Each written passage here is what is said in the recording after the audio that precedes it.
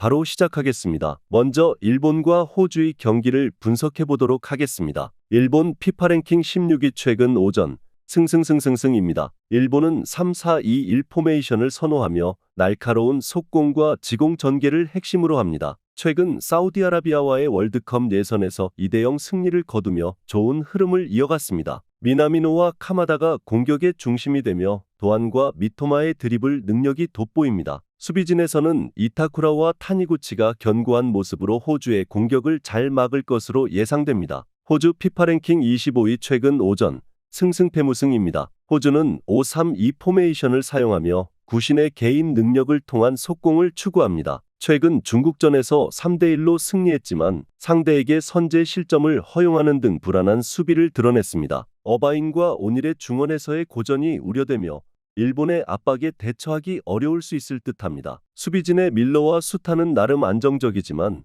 일본의 빠른 공격에 대해 얼마나 효과적으로 대응할지가 관건입니다. 일본이 경기를 주도할 가능성이 높고 호주의 밀집 수비를 충분히 공략할 수 있을 것입니다. 그러나 호주의 수비 퀄리티가 나쁘지 않아 대량 득점은 어려워 보입니다. 언더 2.5 양상 속 일본의 승리를 예상합니다.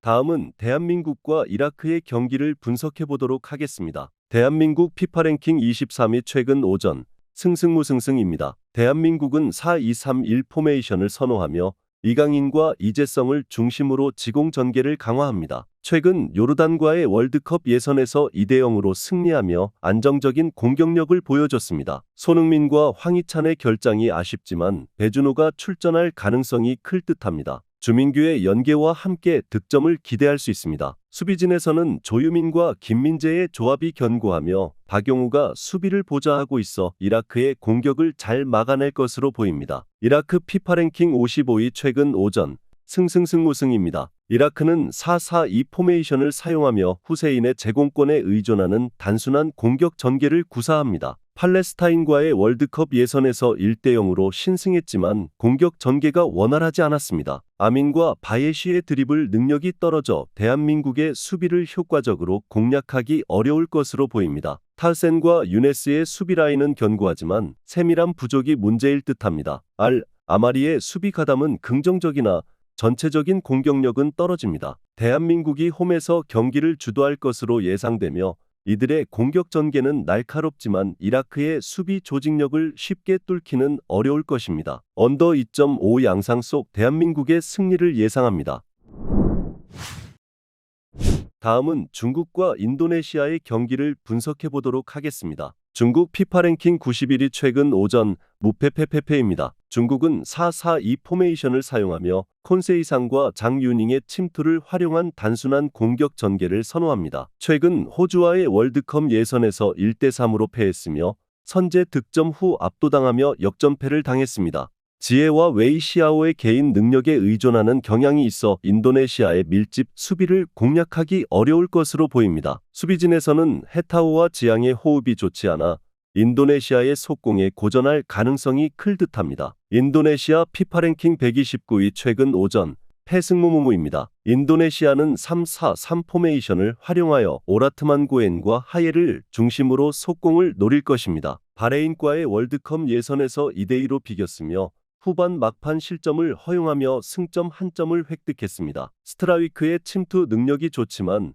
이선 자원들의 역량이 부족해 대량 득점은 어려울 것으로 예상됩니다. 힐거스와 아마트의 수비는 여전히 조율이 필요하나 중국의 공격 전개를 충분히 막아낼 수 있을 것으로 보입니다. 중국이 경기를 주도하려 할 것이나 공격 전개가 단순해 인도네시아의 수비를 쉽게 뚫기 어려울 것입니다. 반면 인도네시아의 역습도 아쉬운 점이 있어 대량 득점은 힘들 것으로 보입니다. 언더 2.5 양상 속 인도네시아의 승리를 예상합니다.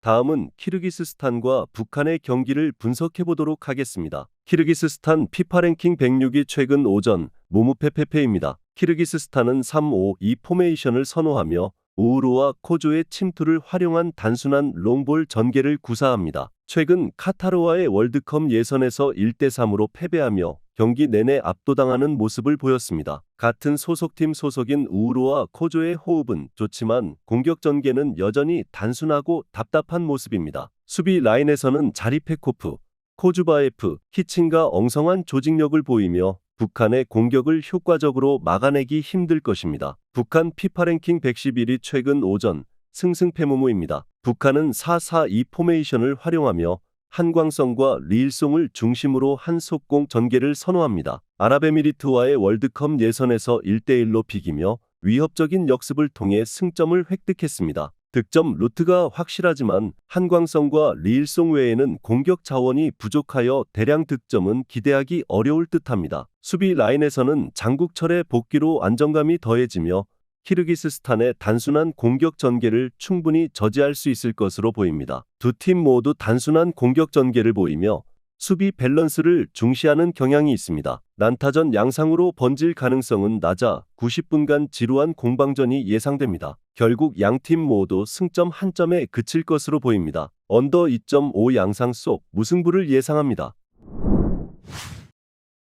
마지막으로 우즈베키스탄과 아랍에미리트의 경기를 분석해 보도록 하겠습니다. 우즈베키스탄 피파 랭킹 60위 최근 오전 승무입니다. 우즈베키스탄은 3-4-2-1 포메이션을 선호하며 마샤리포프와 쇼무로도프를 중심으로 단순한 공격 전개를 구사합니다. 최근 이란과의 월드컵 예선에서 0대0 무승부를 기록하며 아쉬운 공격력을 드러냈습니다. 파이줄라예프 등의 자원들은 공격적인 파괴력이 부족한 상황입니다. 하지만 아슈르마토프, 쿠샤노프, 알리쿨로프로 구성된 수비 라인은 매우 견고해 아랍에미리트를 상대로 실점을 최소화할 가능성이 클 듯합니다. 아랍에미리트 피파 랭킹 69위 최근 오전 승무입니다. 아랍에미리트는 4-2-3-1 포메이션을 활용하며 브루노와 수알리를 통해 지공을 전개합니다. 북한과의 월드컵 예선에서 1대1 무승부를 거두며 공격 전개에서의 파괴력이 부족하다는 점이 드러났습니다. 최전방의 카이오의 나이가 들면서 위협력이 감소한 상황입니다. 수비 라인에서는 아우토네와 알하마디가 위치 선정에서 아쉬움을 보여주며